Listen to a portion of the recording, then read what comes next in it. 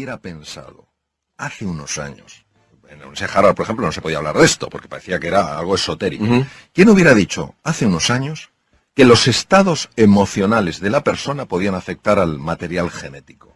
Hoy hay una ciencia de peso sólida, más que reconocida, llamada epigenética, que demuestra que los estados emocionales de las personas movilizan ciertas hormonas, moléculas de la emoción, que interactúan con la membrana de la célula, tienen acceso al material genético y hacen que unos genes se queden dormidos y otros genes despierten. Imaginaros el impacto de esto, es decir, hay algunos genes que es fabuloso que despierten, genes relacionados con neurotransmisores asociados a la inteligencia, y hay otros que es muy interesante que sigan dormidos. ¿Qué quiere decir?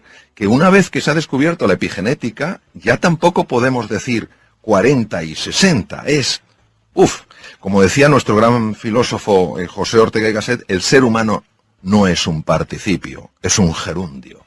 No estamos hechos del todo, sino que nos vamos haciendo.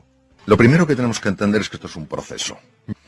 Y la pregunta es, ¿realmente el cerebro puede cambiar? Hoy sabemos que el cerebro es plástico. Entonces, la neuroplasticidad tiene dos componentes. Tiene dos facetas. Uno, la conexión de nuevas neuronas y otro, la generación de nuevas neuronas a partir de células madre. Nosotros podemos generar entre 500 y 1000 neuronas a partir de células madre al día. ¿Qué quiere decir? Quiere decir que cuando nosotros estamos buscando el lado positivo de la vida, sin negar que hay un lado muy duro, muy doloroso y muy desfavorable, estamos cambiando la estructura física del proceso. Entonces, ten en cuenta que las células madre tienen que viajar 1 milímetro hasta el hipocampo, y ahí en 21 días se han convertido en nuevas neuronas. Estas nuevas neuronas de la memoria y el aprendizaje reestructuran toda nuestra personalidad, porque tienen conexiones a la corteza cerebral. ¿Qué quiere decir? Que en el fondo estamos reinventando nuestro cerebro. Y va pasando el tiempo. Y si nos mantenemos, si seguimos con nuestras caídas, con nuestras desesperanzas, diciendo, esto es una tontería, pero volviéndolo a tomar, llega un momento en el que el cerebro realmente, físicamente cambia, y de manera natural empiezas a ver con especial facilidad aquello de la vida que sí está bien. Con lo cual, tu forma de relacionarte con la vida es radicalmente distinta, porque te relacionas con más ilusión, con más alegría. ¿Niegas el problema? No, pero das más peso a la oportunidad. Cuando tiene una bronca o tiene algo guardado, no se lo puede sacar de encima, cuando insulta al aire, cuando le pega una trompada a una pared, cuando grita, digamos, cuando eso se lo saca de encima. Mira, eso es verdad. La sensación que una persona tiene en esos momentos es de liberación. Lo que se ha visto es que cuando se utiliza con frecuencia ese canal, el tejido cerebral dedicado a la expresión violenta de las cosas aumenta. ¿Qué quiere decir? Quiere decir que hay un camino, y completamente de acuerdo con lo que habéis dicho, esto no es sencillo. Quien pretenda decir que esto eso es humo puro, eso es engaño, y eso es tomar el pelo a la inteligencia de las personas. Es un proceso que requiere un compromiso enorme, y ese compromiso solo llevas a cabo cuando eres consciente, un poco lo que decías tú, Andy, del precio que estás pagando, del precio que has pagado y del precio que vas a seguir pagando en tu vida. Pues yo recomendaría mucho lo siguiente. Es una técnica increíblemente sencilla. Tomar una hoja de papel y empezar a escribir las emociones. ¿Por qué esto es tan potente? Porque la zona anterior izquierda del cerebro, que se llama la zona prefrontal izquierda, es la base de las emociones positivas.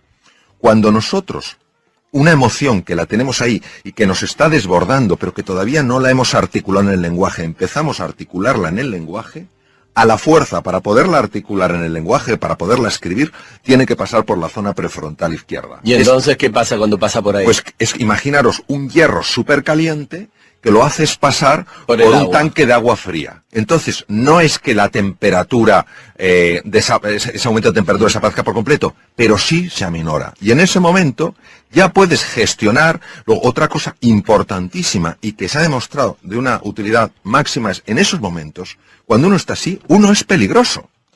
Lo que hoy sabemos desde la neurociencia, que han pasado muchos años, es que hay muchos elementos químicos. Y cuando hay esa frustración y esa tensión, hay una química que nos convierte en personas peligrosas. En ese momento, si tú vas a tu casa, vas a ver a tus hijos, vas a ver a tu mujer, a tu marido, a quien sea, y les vas a ver como oponentes, es decir, les deshumanizas. Entonces, hay otro sistema súper sencillo y súper potente para reducir esto, que es el ejercicio físico. Caminar acelerando el corazón y la respiración. ¿Por qué? Porque al hacer eso hay dos cosas que se ponen en marcha. Una de ellas se llama, o dos hormonas, se llama la oxitocina. Y el otro es la beta-endorfina. Ambas hormonas tienen la capacidad de desconectar un núcleo cerebral que se llama la amígdala. La amígdala y el hipotálamo son las bases de las reacciones de ira. Por eso, si un día alguien sale del trabajo y está porque le han hecho la faena, le han maltratado, esos momentos que todos podemos experimentar en nuestra vida, mi propuesta para la evaluación de los oyentes es que no vaya directamente a su casa. Porque va a contaminar con porque lo va a contaminar todo. Esa activación produce una contaminación llamada resonancia límbica en todo el mundo, sin darte cuenta, por los gestos, por el tono. Entonces, que se ponga a andar deprisa, entonces produce una... ¿Cuánto tiempo al toque lo va a calmar? Pues mira, si la reacción de ira es intensa, necesita 20 minutos. Si es menos intensa, caminando rápido. Entonces, esa aceleración hace que la hormona, la oxitocina, empieza a desconectar la amígdala deja de interactuar con el hipotálamo, que es donde está donde ponía Freud, precisamente el id, la parte más bestia del ser humano, la ponía el hipotálamo, que el hipotálamo tiene tamaño guisante, pero manda lo que no se sabe. Entonces, la amígdala desconecta el hipotálamo porque a su vez ha sido desconectada por la oxitocina. Y te hago una pregunta para entender un poco esa bronca, porque lo mismo que en otro momento, suponete que mi jefe me maltrató. Hay días que no te hace nada y un día que se me activaron los cables y tengo una bronca que es la que vos decís. ¿De qué depende eso? Es una pregunta importantísima. Depende de cómo yo evalúe en ese momento lo que está pasando. Vamos a ver. Hay hechos que son objetivos. Es decir, si a mí se me cae la botella aquí, todo el mundo lo ve y se decir, a mí se ha quedado la botella. Pero hay hechos que hay un elemento que es subjetivo. Se cae la botella y yo mismo me digo, qué torpe soy. Eso es lo que genera todo el daño. Entonces, muchas veces, cuando somos hipersensibles a comentarios de los demás y nos enfadamos, es porque previamente nuestro diálogo interior nos ha estado poniendo la cabeza como una jaula de grillos. Lo que pasa es que como actúa a nivel inconsciente, nosotros no podemos... Surge en ese momento. Exacto, no lo podemos oír, sí lo podemos sentir.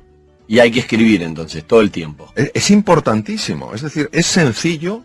Y aquí, la prueba del algodón, como decimos en España, la prueba de eso, es que se pruebe. Que se prueben. Que se pruebe. Y empiezas a ver si el doctor es un vendehumo o no. Exacto, que lo exacto. Haga. Ahora, hay que hacerlo dándole una oportunidad al ejercicio. Okay. Es decir, hay que hacerlo en serio. No escribo 3 garabatos, esto no funciona. Okay. No, porque hay que tener en cuenta que la venganza, y voy a decirlo en sentido metafórico, es muy dulce. Okay. Ya es muy atractivo decir, este se va a enterar. Bueno, que sepamos que cuando alguien nos hace una faena en el coche, y tenemos toda razón para enfadarnos, a quien le sube la tensión arterial es a mí. Al que se le altera el sistema inmunológico es a mí. Es decir, es una forma, no digo de egoísmo, sino de sano cuidado de uno mismo. Se trata de conocerse para comprenderse y comprenderse para superarse. Vamos a ver. Hay veces en la vida en las que a nivel personal o profesional con pequeños cambios vamos tirando. Eso no es reinventarse. Okay. Pero hay veces que a nivel profesional o personal tenemos que hacer cambios radicales, transformaciones profundas. Y en ese momento necesitamos aflorar de nuestro interior talentos, capacidades que no sabemos que tenemos y que son esenciales para dar ese paso.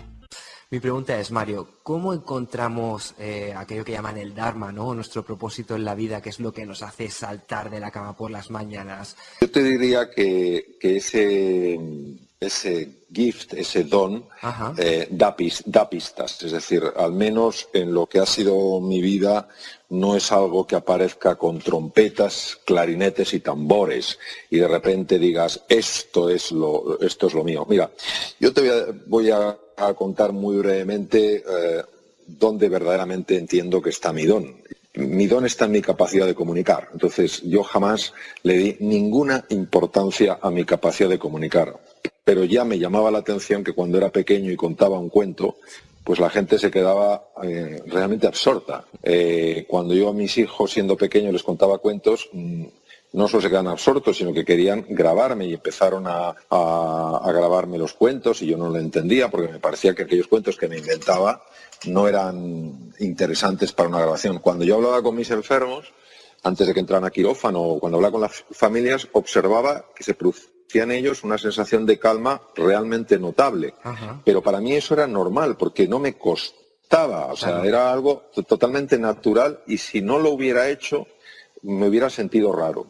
¿Quién me iba a decir a mí, años después, que eso se convertiría pues en mi forma actual, digamos, por describirlo de una manera, mi forma actual de vida, que sería a través de la comunicación, donde tendría mi mayor capacidad de influencia? ¿Qué ocurre? Que hay muchas personas que tienen un talento, que tienen un don, pero como les es tan natural y estamos acostumbrados a valorar solo aquello que cuesta un montón de esfuerzo, que hay que pelear a lo bestia, que hay que tal cual, no acaban de valorar eso. Entonces no creen que eso tenga suficiente interés. Entonces yo me acuerdo...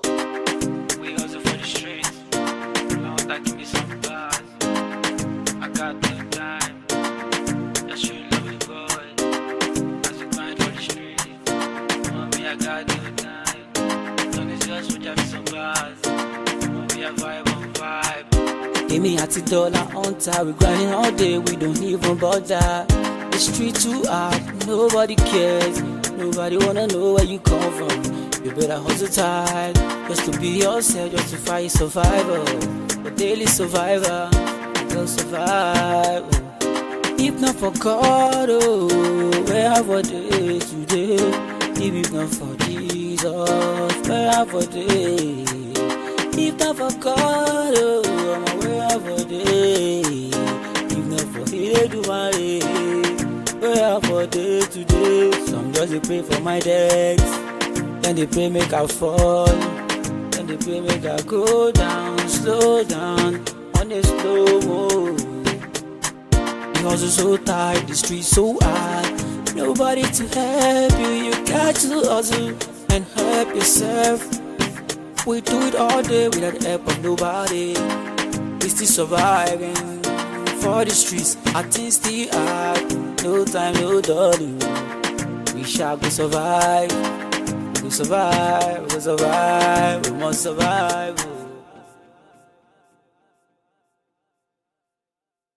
Que cuando tenía cierto tiempo libre, tanto en mis estudios de medicina como en el ejercicio de mi profesión, siempre me dedicaba a leer cosas de superación personal, siempre me dedicaba a leer cosas que tenían que ver con la relación mente-cuerpo. Por eso era como una parte que yo integraba de forma, pues me parecía bastante normal en el campo de la medicina, y sin embargo era una cosa que estaba buscando su propio espacio para en un momento determinado llevarme a otro nivel, ¿no? Entonces yo diría eso. En primer lugar, creo que hay que entender que toda persona tiene un don para algo.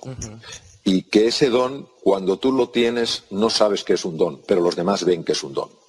Y que precisamente porque es natural en ti, porque fluye, no sueles darle importancia.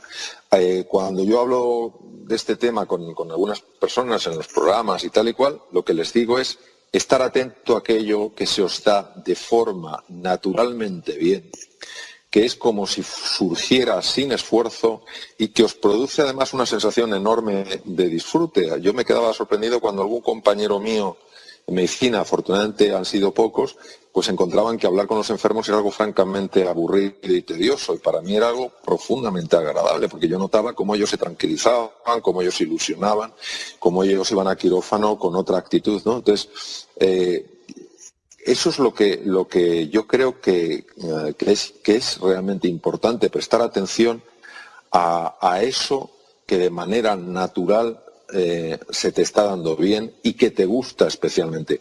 Y también hay que entender que que ejercitar un don no ha de buscar el que los demás te aplaudan o el que los demás te valoren. Siempre es muy agradable que...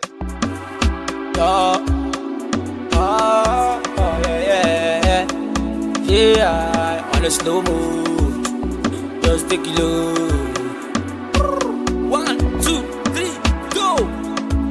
Shawty wanna go down, put me on key on a slow mode. Yeah, make it slow down, give me the vibe on a low down.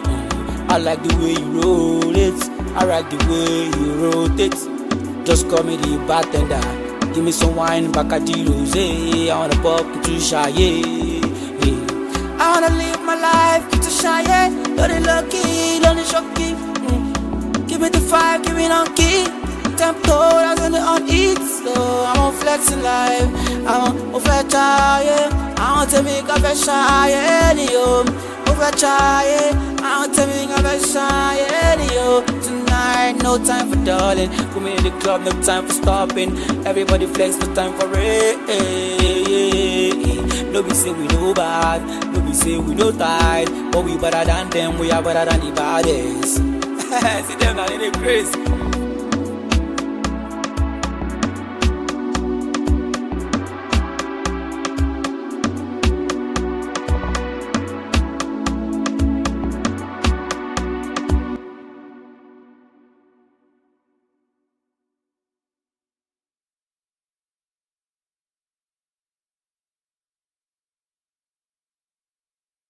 te aplaudan y te valoren. Pero el tema del don, para mí la belleza del don es que te ayuda a desplegar tu potencial. Es a través de tu don, a través del ejercicio, en este caso en lo que a mí respecta, sobre todo de la comunicación, me ayuda a mejorar como persona, me ayuda a evolucionar, ¿no? Ahora, es verdad, Víctor, y así lo he vivido, sí, que el don curiosamente es muy sutil, y creo que es muy sutil y a veces es difícil de escuchar porque hemos perdido mucha conexión con la dimensión profunda de nuestra existencia. Realmente no conectamos con esa fuerza que se suele mencionar como la fuerza del corazón, y por eso creo que en el trabajo para descubrir el don, una de las cosas más importantes es la meditación, es decir, el entrar en silencio, entrar en el vacío y conectar con aquello que está más allá del ruido, más allá de la vorágine, más allá de las prisas. Yo creo que aquellas personas que verdaderamente sí están buscando su don de una forma seria y de una forma comprometida, antes o después lo acaban encontrando. Sí. ¿Es cuando encontramos ese don, cuando se acaba la insatisfacción y ese sentimiento de vacío? Bueno, hay un anhelo tremendamente profundo en el ser humano que solo se puede llenar, al menos desde mi perspectiva, cuando tú descubres quién eres en realidad. O sea, cuando una persona consigue ir más allá de sus títulos, de sus posesiones, de sus cargos, de sus conocimientos, incluso de su forma de pensar, incluso de su forma de ver la realidad.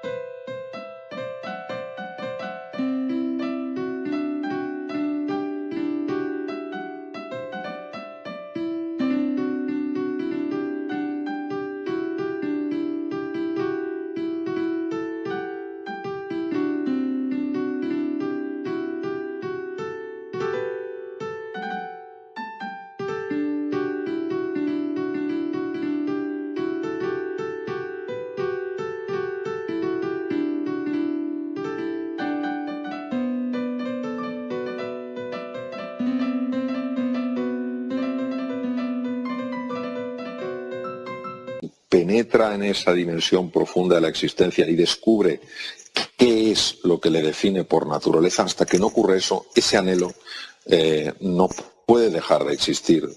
¿Qué ocurre? Que muchas veces uno lo quiere llenar o lo quiere colmar con el tener, y no se puede colmar con el tener, solo se colma con el ser quien realmente eres, no quien te crees que eres. Por eso el anhelo profundo que todo ser humano sin excepción tiene, lo que nos pide, al menos desde mi experiencia, es que despertemos de la pesadilla, despertemos del drama del sueño y nos demos cuenta que en la vida pasan cosas, que en la vida pasan cosas que duelen, que en la vida pasan cosas difíciles, pero como decía una queridísima amiga mía, María de Villota, la vida es un regalo. Entonces, hasta que uno no se da cuenta de que verdaderamente la vida es un regalo, a pesar, digo, de tropiezos, dificultades, dolores y cosas que hacen que lo pasemos mal, hasta que no tengamos este sentido profundo de gratitud, creo que no podremos haber colmado ese anhelo. ¿Cuál es tu propuesta para pasar del piloto automático a tomar conciencia? Yo creo que uno pasa del piloto automático a tomar conciencia cuando está harto de estar harto, ¿sabes? Cuando uno se da cuenta...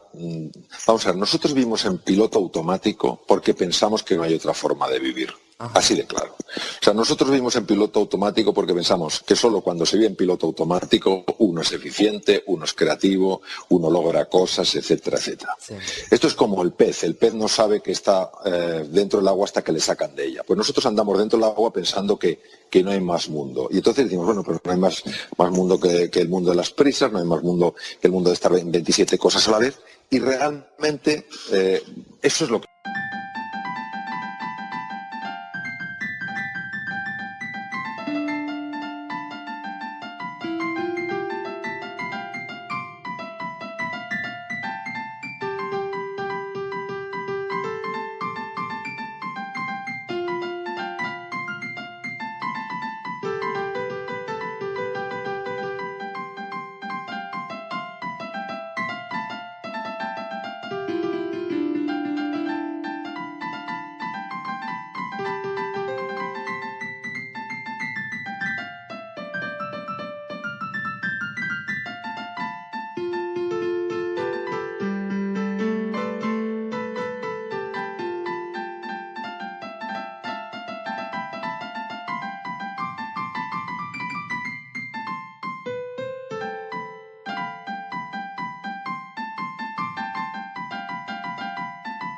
nos ocurre.